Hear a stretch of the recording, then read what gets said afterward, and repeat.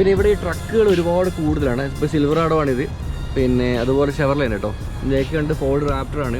SUVs ട്രക്കുകൾ കൂടുതലാണ്. പിന്നെ വേറെ കാര്യം എന്ന് വെച്ചാൽ ഇപ്പം ഗൾഫിലൊക്കെ ജീവിക്കുന്നവർക്കറിയാം, US എന്നൊക്കെ ഒരുപാട് വണ്ടികൾ, ആക്സിഡൻ്റ് ആയ വണ്ടികൾ അങ്ങോട്ട് ഇമ്പോർട്ട് ചെയ്യും. കാരണം ഇവിടെ ഒരു വണ്ടി അടിച്ചു കഴിഞ്ഞാൽ അത് പണിയുന്ന പൈസ ഉണ്ടെങ്കിൽ നമുക്ക് ആ വണ്ടി ഇൻഷുറൻസ് ഫുൾ ക്ലെയിം ചെയ്യാം.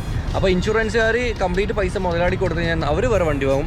ഇൻഷുറൻസുകാർ ഈ വണ്ടി എന്ത് ചെയ്യും, ഇതേപോലെ ചെറിയ ഏജൻസികൾ കൊടുത്തിട്ട് അത് ഷിപ്പിൽ കയറ്റി ലോകത്തിൻ്റെ പല ഭാഗത്തേക്കും സപ്ലൈ ചെയ്യും. അപ്പോൾ ഇവിടെ ഇപ്പോൾ നമ്മൾ കാണുന്ന ഈ ഒരു സിൽവറാഡോ ഉണ്ട്, ഷെവർലൈൻ്റെ.